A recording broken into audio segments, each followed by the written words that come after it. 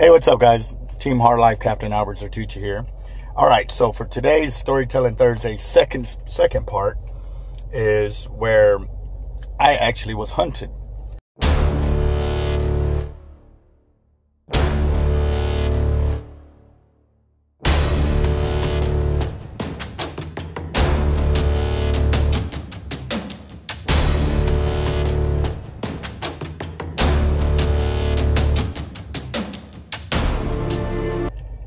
What I mean by that is I went down with a bunch of teammates. We went down on the south side of Mansfield, which we came up through South Padre. And the surf was rocking, 8 to 10s to 12 footers. I mean, it was monster. 30, 40 mile per hour winds, gusting higher than that. And I mean, it was real bad conditions. So we decided to hit the backside of the Mansfield jetties. There's a cut where you cut through the backside of the jetty, and there's a beach area. And we'd never been back there. We'd always seen vehicles go back there and disappear and never come back, So we're like, let's go check it out. We can't fish the beach. So we take off through that back area, and it's crazy because we bogged down the first time. So we backed up and tried it again, and we got to the other side, and there was some other fishermen that we knew back there, and we asked them if we could fish on the far end. They were like, yeah, it'd be cool to have y'all down here, because they already kind of knew our fishing history, and Raj already knew them personally. So it was a good invite.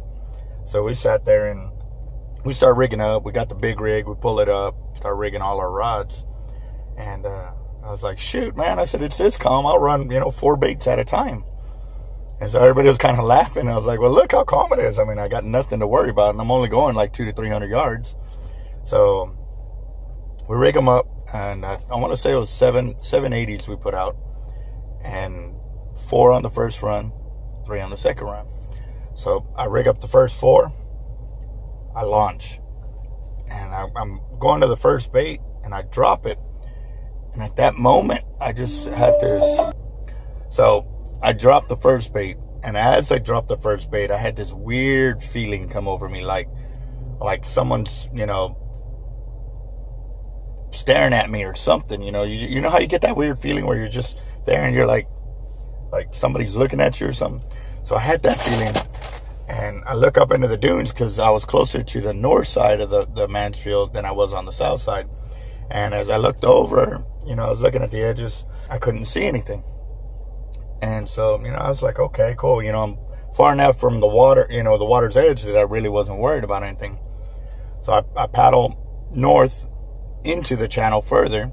I dropped the second bait, and the feeling just got worse. I could feel like it pulsing on the back of my head, and, like the hairs were starting to stand up on me and stuff like that. And I was like, okay, this is not right. Like, something was really setting off my sixth sense.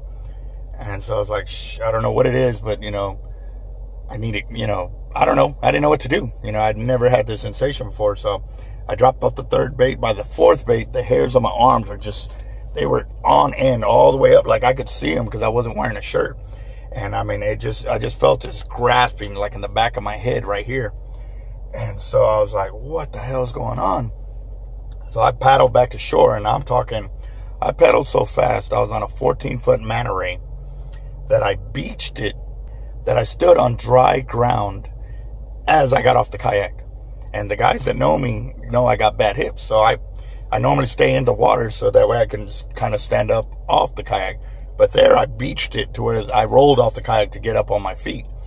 So they're like, dude, what? They thought it was pretty funny that I had came back in. They're like, you're showing off. I said, no, bro, something's wrong. And they're like, what? And I go look at my arms, and the hairs were still up on ends like that.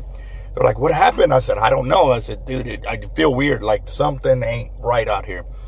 And they're like, what do you think it is? I said, I don't know. If I knew, I would tell you, And so I was like, dude, put on those 3, and that's it. I'm done. I'm not kayaking anymore. And they're like, dude, there's no wind. I said, I know, but dude, explain this to me, and then we can go from there. So we threw on the 3 baits. I kayaked out there as quick as I could, and got back, and actually, as I was kayaking, I was dropping baits. That's when it dawned on me. I looked back, and I could see the blood trail from all the baits. And I was like, oh, great. I said, I just, you know, dropped baits on a school of shark or something like that. So sure enough, I haul butt back to shore. I get off the kayak, and I was like, dude, that feeling's getting worse, man. I said, I don't know. I think I dumped the baits on a whole bunch of sharks. And so they start laughing, and sure enough, the first 80 goes peeling line off. And I was like, see, I told you. You know, I get up on the rack, and the first rod takes off. We're up there. Second rod takes off. And so basically, we're messing with these rods back to back to back to back.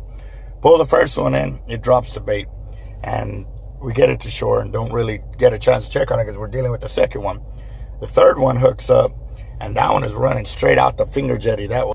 So as it's running out that way, I'm slipping across the platform of the truck. So my sandals are slipping on the platform of the truck. And my buddy Ricky, he goes, dude, just lean on me, because we were trying to figure a way so I can hold on, but him not hold the rod. And so I just fell back on him, and I set the hook. And as I set the hook, the line tightens up, and the tiger comes out of the water and does a Costa Rica shuffle like this and falls back in. I was like, tiger, you know, I yell out, tiger, and I just crank. I get it to the beach in like 40 seconds. 7.5 foot tiger. So at that point, we get it in. They're dealing with the shark down there because I still had 3 guys on the floor. Me and Ricky are up on top dealing with all the lines because, damn, it went buck wild. Like, it was crazy. Well, like 2 or 3 more rods go off. Same thing. They picked up and dropped the baits. But every single one of them had bite marks like this or bigger. You know, it was crazy. 7 rods out in the water. 2 were left after the mayhem came through. And that was it. We didn't have another hookup till later on that night, and it ended up being a dusky, and it was like 7 foot something, but it didn't even fight. It literally kept slacking up the line, so I thought it was a, you know, like a small pup or something like that. And right as it's coming along the edge of the embankment like that is when I finally see it, and I said, well, too late. I set the hook, and I just do a jerk, and I pulled it right up onto the embankment, and that was the fight. So that one was like a whole total of like 30 seconds or something like that. And it was crazy to see and feel everything that I felt that day on the kayak, and some of the calmest waters that I've been in, you know, kayaking in the bay and stuff like that. But I was inside the channel,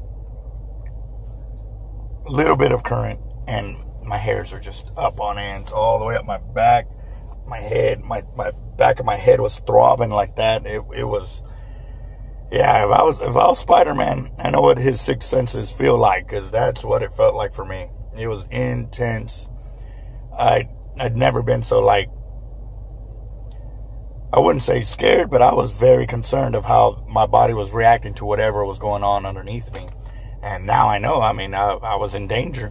So, you know, if I ever feel that feeling again, I'm definitely going to react and know what's going on. And it's definitely... put some cast outs out instead of kayaking. More than one way to skin a cat. So, all right, guys. Well, thanks for watching, and I hope you enjoyed the story. And so, I gotta follow suit over here, and y'all have a good one. Thank you.